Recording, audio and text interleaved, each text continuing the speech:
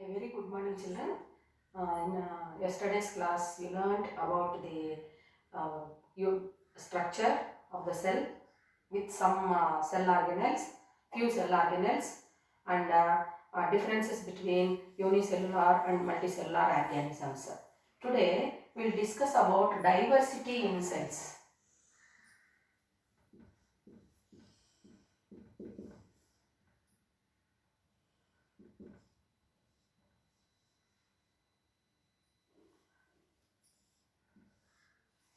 Diversity in cells. So, what is the meaning of diversity? Differences, variations. Okay. So that one is learned with the word diversity. Is it clear to you? So what it is going to make you to understand means the cells, yes, it is said to be the basic unit of life, and all living organisms are made up of cells, and some are said to be unicellular organisms which are made of single cell only, like amoeba, paramecia, etc., and multicellular organisms which are made of many cells, plants, animals, etc., human beings. If we observe this, all the cells, all living organisms, they are made up of cells, and the cells which are present in a living organism is helping in performing the different activities. Different activities means different life process, every organism performing. So that one, digestion, respiration, excretion, reproduction, etc. And the cells which are present in the living organisms are not same. Okay, they are very much diverse in nature. Means tiniest cells to largest cells we are going to observe. So now let us learn some diagrams, because they are important. So you have to identify the parts when they are asked in the examination, and we can know how the cells are diverse. Then the cells which are present in our body, especially human body, if we take other living organisms, when it is compared, the cells are designed in such a way that they are going to perform some activities. For example, nerve cell, if we take, it is longer, which helps in carrying information in the form of nerve impulse. RBC, if we take, it is round, okay children, or disc shaped, which can easily flow in the blood stream of blood, and it is going to help in respiration. Means what? It contains, RBC contains a respiratory pigment, so that will help in just free flow in the blood plasma. Is it clear to children? So like that, let us learn some of the cells with the help of diagrams, and please know how they are diverse in nature. Here I have drawn some unicellular organisms. So what is this first diagram? Means that is chlamydomonas.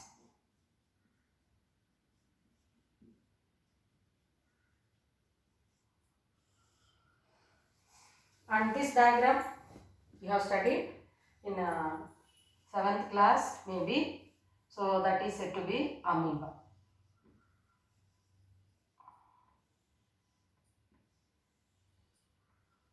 This diagram is amoeba. And this one, bacterium cell.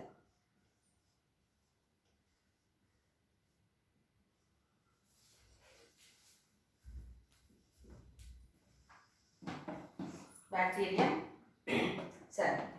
So now if we observe the shape of the diagrams, whatever you are observing on the board, so are they of same size? No. Are they have same structure? Then also no, you can give. Now some parts, if we observe, some parts are common. What are those parts? These two diagrams, if we observe, flagella are there, and nucleus you are observing in these two, chlamydomonas and amoeba, whereas here in bacterium cell, nucleus is not there, not present. Okay. Now this flagella are the locomotory organs, means which help in movement. Is it clear to children? And this Chlamydomonas contains chloroplast, so it can able to prepare the food by the process called photosynthesis. Then bacterium cell, it doesn't have nucleus, whereas amoeba is also having nucleus. Suppose if you take here, if nucleus is present in the cell, okay, so we are going to call them as a eukaryotic cells. Eukaryotic cells. When do we call those cells as eukaryotic cells? If they contain nucleus, with nucleus. So if nucleus is present, then those cells are called eukaryotic cells, and organisms are called as eukaryotic organisms. Example: Chlamydomonas, amoeba, paramecium, human beings. We are all eukaryotic organisms, but in some cells of our body also nucleus is not there. So nucleus is absent. So if nucleus is not, then we call them as a prokaryotic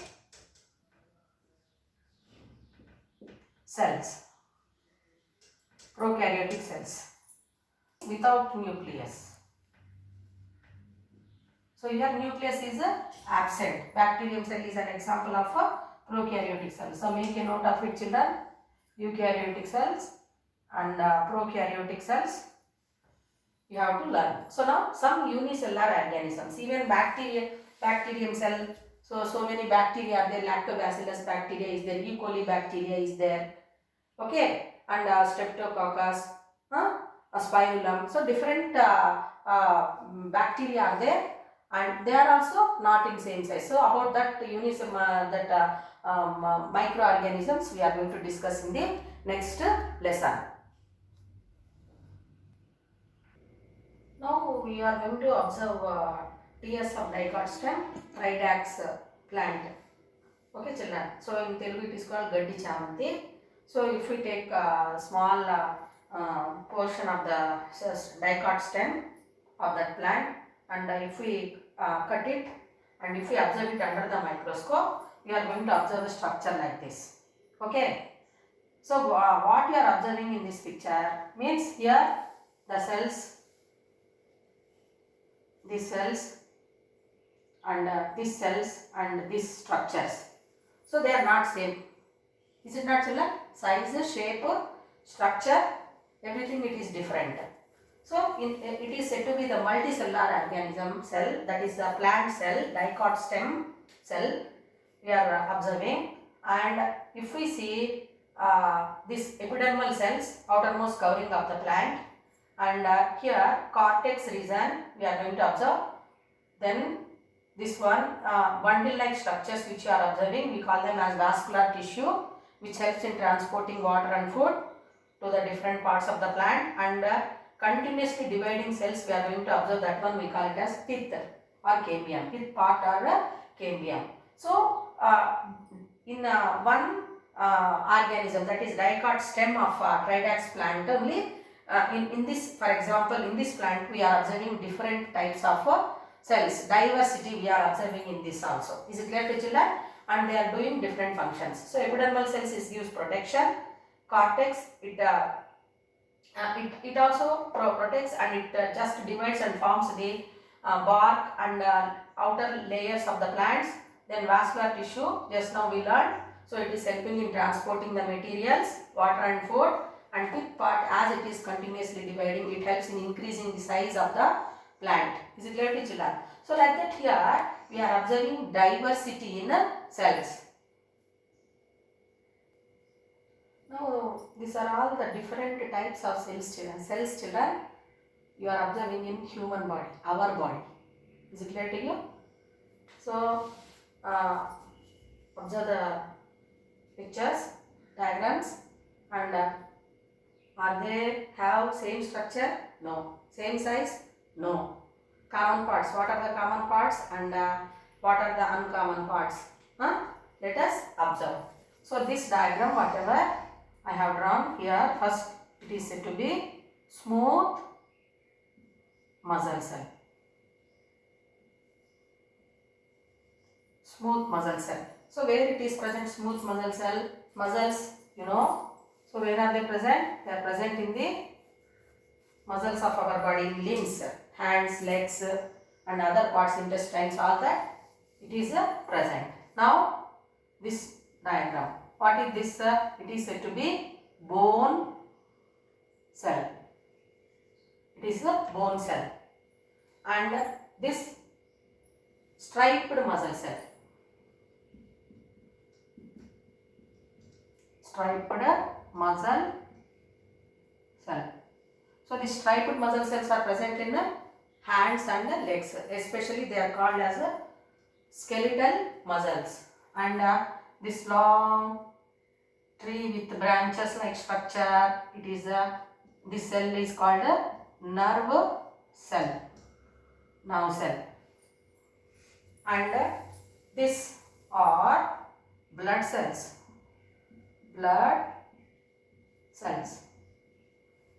So these are RBC and these are WBC. So here I have run only two types, RBC and WBC. Blood cells in human body are of three types. Platelets are also there. So that in detail we are going to learn that in 9th class. Here only diversity you are going to observe. So WBC, how many types again? What you are observing here? So these dot like structures you are observing or not? So that's why they are called as a granulocytes. And here nothing is observed. They are called agranulocytes. So granulocytes are of three types. That is basophil,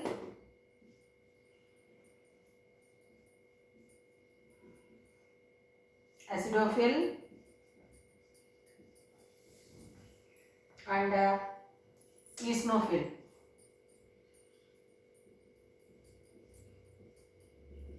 We can call it as neutrophil also, and lymphocyte, and this is monocyte. Lymphocyte and monocyte.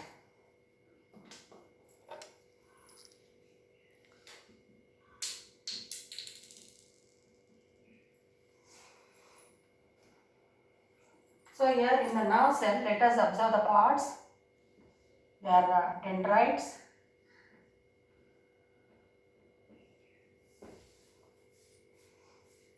and this is nucleus.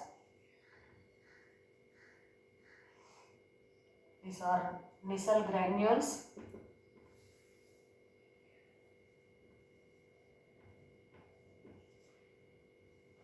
Micelle granules. Then long thread-like structure, axon, and this one, a covering is there. That one myelin shape.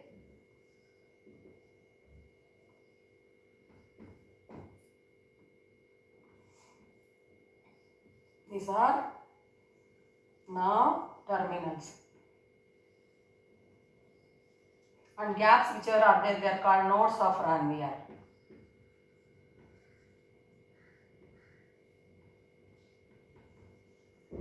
And this entire portion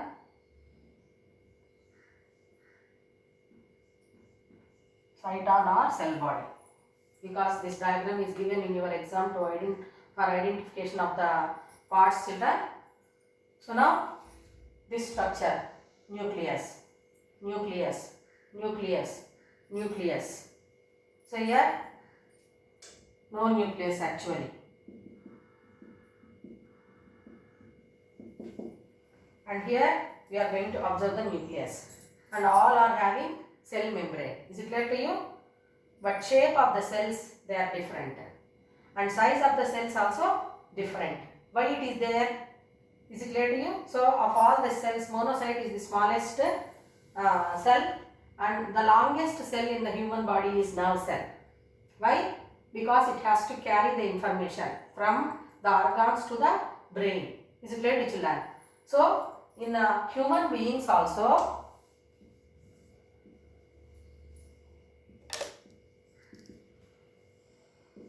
as our body is made up of many cells, we are multicellular organisms, and all the cells are in different shapes and sizes. So diversity we are going to observe.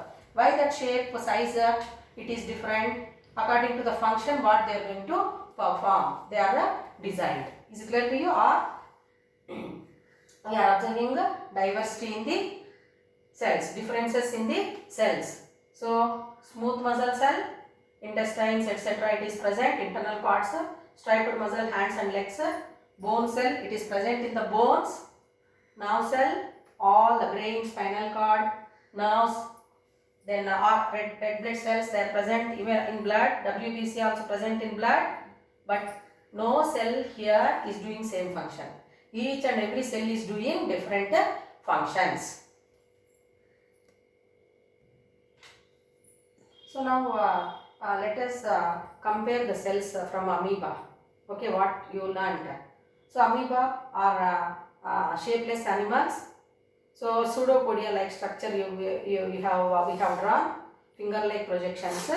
So what is the function of that? Pseudo means false, podia means foot. Okay children. So that pseudopodia, it extends in different directions from the cell membrane, and that will help in collecting the food material. Is it clear to children? And flagella on bacteria and chlamydomonas, please observe the diagrams children, they help in locomotion. Is it clear to you? Then in human body also, as the cells are having different sizes, different shapes, and nucleus is present and nucleus is absent in some cells, like that some differences and some similarities we are going to observe. Okay, the size of the cells in living organisms is very much smaller, of millionth of meter, that is called as micron, whereas as long as a few centimeters, like this one. Is it clear to you?